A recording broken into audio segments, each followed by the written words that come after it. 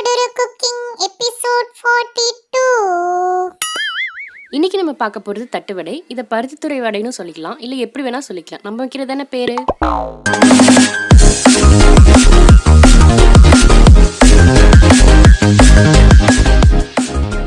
தேவையான பொருட்கள்: 4 மணி நேரம் ஊற வைத்த 1 கப் உளுந்து, வேக வைத்த 1 கப் கோதுமை மாவு, நார்மலான 1 கப் கோதுமை மாவு, தேவையான அளவு கருவேப்பிலை, 2 டேபிள் ஸ்பூன் சோம்பு, 2 table spoon chilli flakes, 1 table spoon salt. இப்போ ஒரு பாத்திரத்தில் உளுந்த போட்டுட்டு சப்ஸ்கிரைப் பண்ணிடுங்க.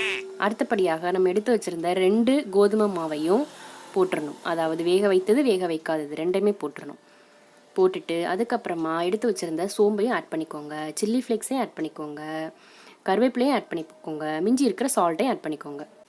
எல்லாத்தையும் நல்லா கிளறி விட்டுட்டு அடுத்தபடியாக தண்ணி யூஸ் பண்ண போகிறோம். தண்ணி எப்படின்னா கொஞ்சம் கொஞ்சமாக தெளித்து பிசைய போகிறோம். நமக்கு தாராள மனசு இருக்குது அப்படிங்கிறதுக்காக எல்லா தண்ணியும் அள்ளி ஊற்றினோன்னா நாசமாக போயிடும்.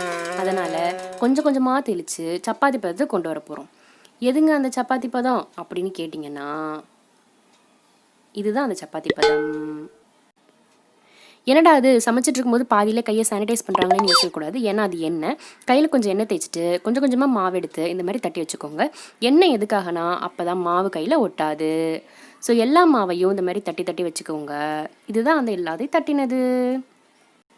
அடுத்த கட்டமாக சப்பாத்தி பதத்துக்கு பிசைஞ்சு வச்சுருந்த மாவை சப்பாத்தி மாதிரியே தட்டிக்க போகிறோம். எந்த அளவுக்கு மெல்லிசாக தட்டுறீங்களோ அந்த அளவுக்கு முறுமுறுன்னு வரும். ஓகே, அடுத்ததாக நம்ம ஒரு பாத்திரத்தில் எண்ணெய் ஊற்றிட்டு லோ ஃப்ளேமில் வச்சுட்டு ஒன்றா போட்டு பொரிச்செடுக்க போகிறோம். பொரிச்சிட்ருக்கும் போதே போய் சப்ஸ்கிரைப் பண்ணிவிட்டு பெல் பட்டன் அமைக்கிக்கோங்க. அப்போ தான் நாங்கள் போடுற ஒரு வீடியோஸும் நோட்டிஃபிகேஷன் காட்டும். இப்போ இதில் பபுளாக வந்ததுக்கப்புறமா அதை நம்ம திருப்பி போட்டுக்க போகிறோம். நம்ம ஏசோ ஒரு கணத்தில் அரைஞ்சப்போ இன்னொரு கணத்தை காட்டினாரோம். அந்த மாதிரி இவங்களுக்கு ஒரு பக்கம் சூடு வச்சது பத்தாதுன்னு 2 பக்கமும் சூடு வச்சுட்டு கோல்டன் ப்ரௌனாக வந்ததுக்கப்புறமா எடுத்து ஒரு பிளேட்டில் வைக்க போகிறோம். ரெடி ஆகிட்டாங்க நம்ம தட்டு வடைகள். இதை நம்ம எப்படி சாப்பிட்லான்னா, நல்ல மழை வர்ற மாதிரி இருக்கும்போது இளையராஜா சாங்ஸோட நல்ல சூடான காஃபி ஆர் டீயோட இதை நம்ம சாப்பிட்டோன்னா சூப்பரான காம்போவாக இருக்கும். ஸோ கண்டிப்பாக ட்ரை பண்ணி பார்த்துட்டு எங்களுக்கு கமெண்ட்ஸில் சொல்லுங்கள். அச்சுச்சோ உடஞ்சி போச்சு. இன்னும் இல்லை, முறுமுறுன்னு இருக்குன்னு காட்டுறதுக்காக தான் உடச்சிருக்கோம்.